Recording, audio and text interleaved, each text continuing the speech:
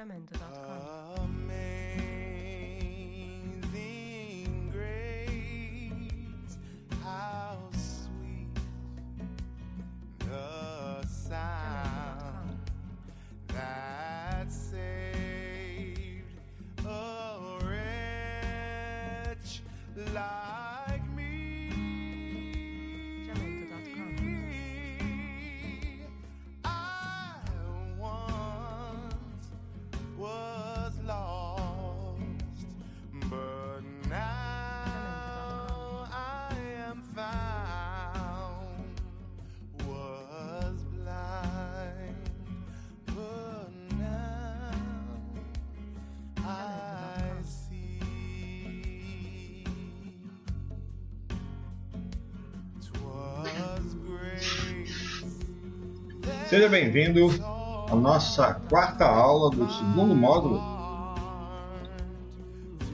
sobre Desvendando, né?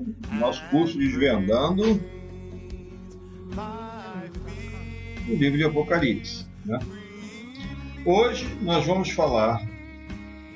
fazer um resumo sobre as cidades em que estavam as 7 igrejas do Apocalipse. É muito importante nós conhecermos essas cidades, as características, porque vai nos ajudar, essas características vão nos ajudar a entender parte da profecia que foi dada. Lembra uma coisa muito importante: Jesus estava escrevendo a igrejas que estavam em cidades reais. Então, o primeiro público do livro de Apocalipse são essas igrejas, e elas têm características físicas, tá? Sociais. Então, é importante a gente ter uma visão panorâmica de cada cidade. Posteriormente a esta aula, nas próximas aulas, nós vamos estudar cidade por cidade, para entendermos claramente o que Jesus queria falar a cada uma delas. Tá bom? Então, vamos lá. Antes de nós entrarmos nessa aula, nós vamos fazer um resumo, né? O resumo da primeira aula, né? Está aqui o card na parte direita superior, né? O que nós falamos na primeira aula? Que o livro de Apocalipse foi escrito pelo apóstolo João, foi escrito na ilha de Patmos. Vocês não reparem porque está trovejando. Foi escrito entre os anos 90 e 95 depois de Cristo. É muito importante entendermos e guardarmos essa data. E é muito também importante entender e guardar que foi escrito na ilha de Patmos. Daqui a pouco nós vamos ver por quê. Foi escrito no período de intensa perseguição. Algumas pessoas que estão assistindo aos cursos pediram para eu fazer um vídeo sobre a perseguição, e ele será feito. Se você quer também um vídeo sobre assunto específico, inclusive sobre perseguição, coloca aí nos comentários. Faça um vídeo sobre a perseguição, explique melhor algum outro assunto que está fugindo às vezes da nossa percepção, claro. Tá bom? Então, esse foi o resumo da primeira aula.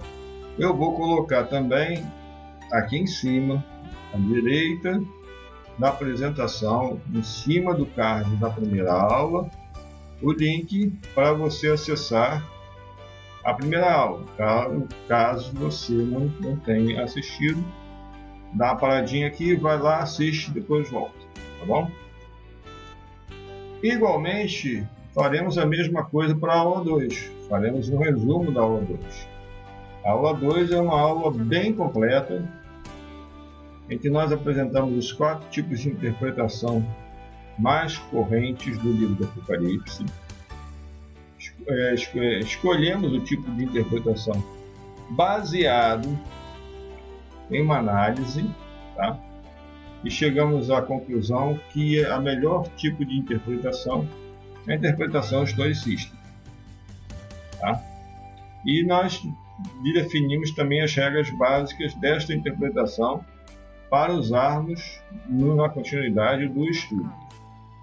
Também vou colocar o link da aula 2 em cima do card para você, se não assistiu, assistir, tá bom? Na aula 3 da passada, nós falamos rapidamente sobre o primeiro capítulo do livro do Apocalipse. A aula foi para entender a descrição de Jesus Cristo glorificado, que é diferente do Jesus Cristo que ensinou os apóstolos e que foi crucificado na cruz. Entender o público-alvo da profecia, tá? Que são as igrejas. A princípio, as 7 igrejas. Depois, elas passaram para todas as igrejas, ok?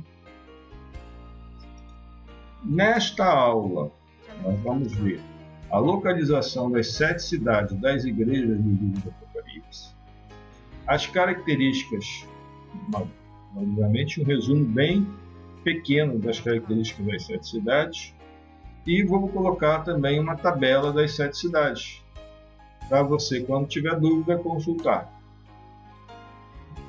Aí eu não falei na aula passada, sobre a aula 3 também, vou colocar o link aqui em cima, tá?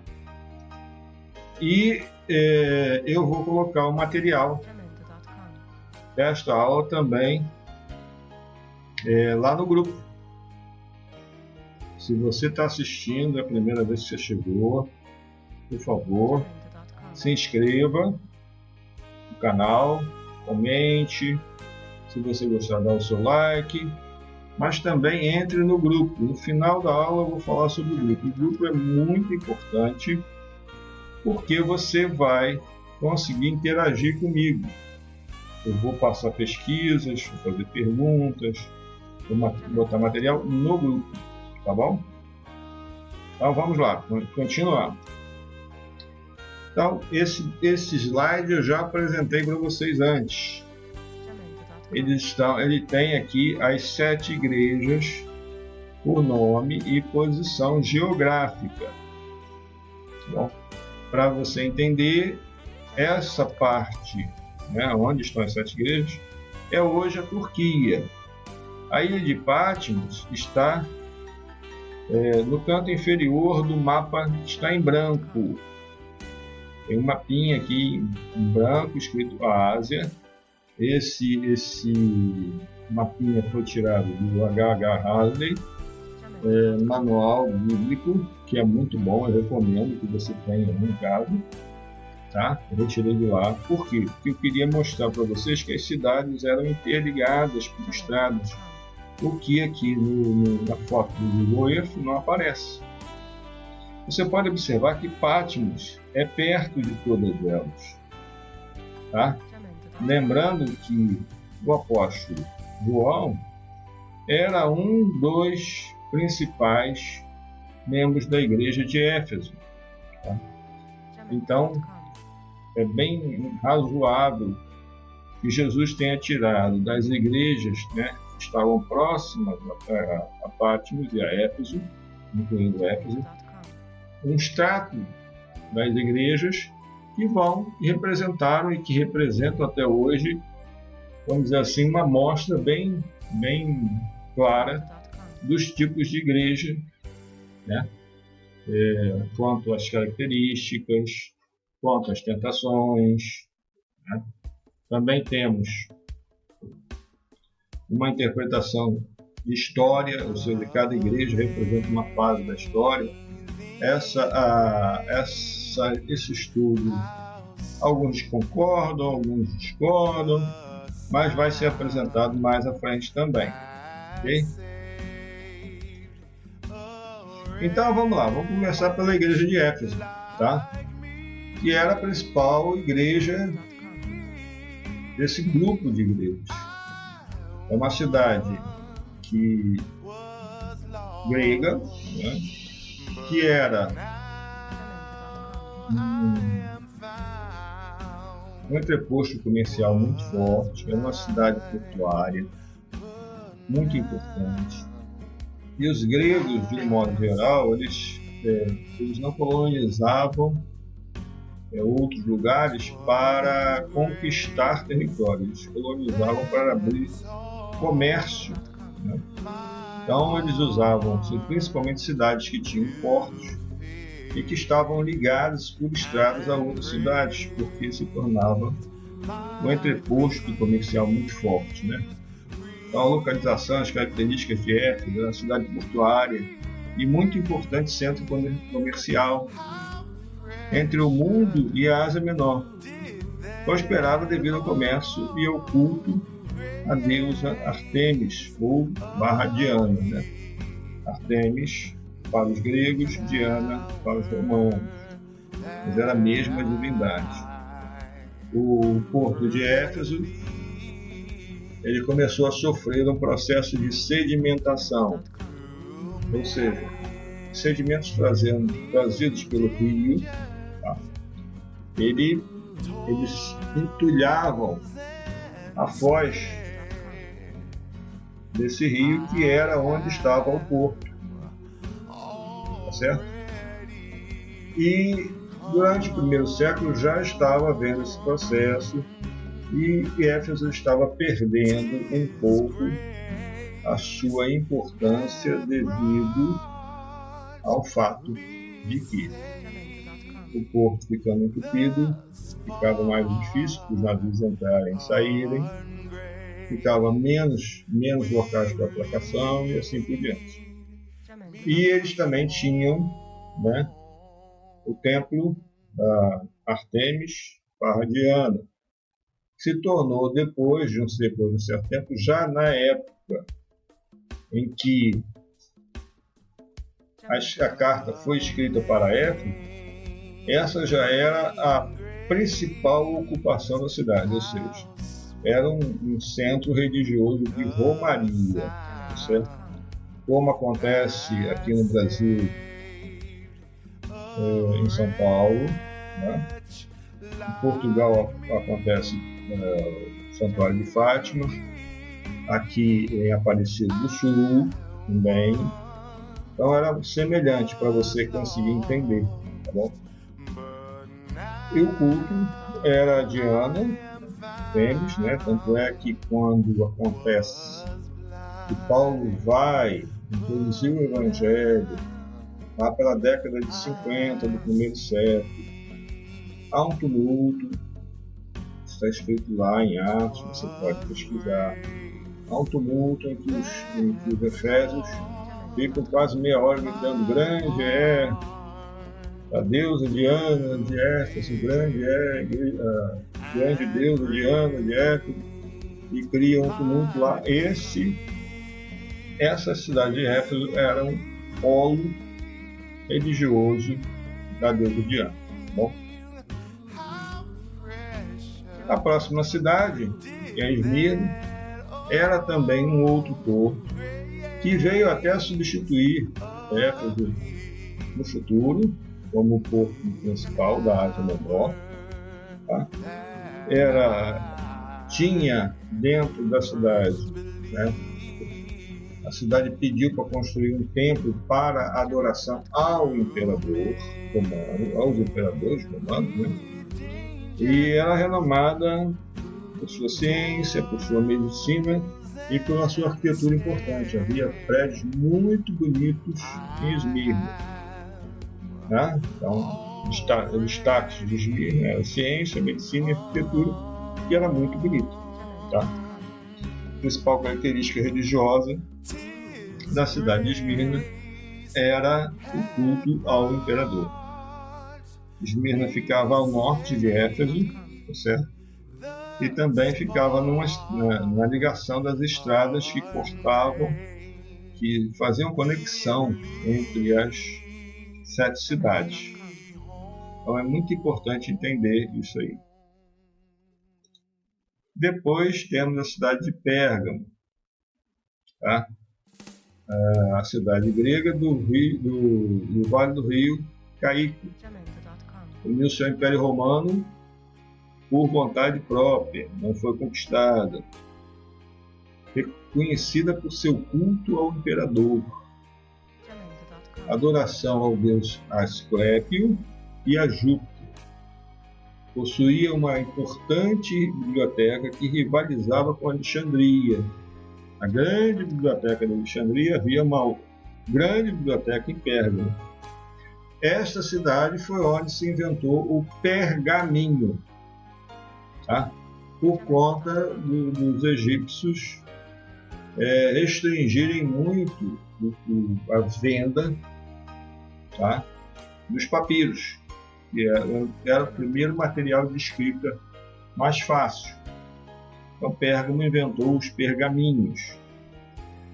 Pontos notáveis: culto ao imperador, adoração a Asclépio e a Júpiter, uma importante biblioteca. A culto ao imperador, todo mundo já sabe que foi um dos motivos que a igreja foi perseguida, porque ela não fazia o culto ao imperador. Asclépio é o deus da medicina.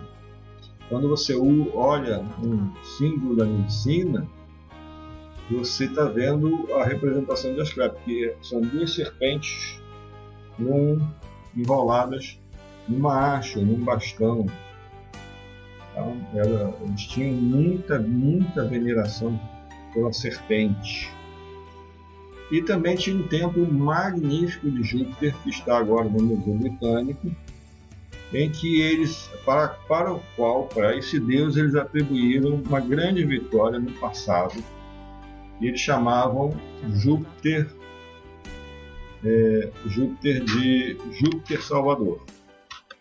Então, era uma cidade muito difícil também para ser evangelizada, tá bom? Tiatira é uma cidade mais para o interior, também numa rota comercial, também num vale importante, tá? Localizava-se entre dois vales fluviais, funcionou como uma fortaleza militar por algum tempo. Dentro de Tiatira havia muitos, como se diz, estruturas de comércio, ou seja, agora me fugiu a palavra.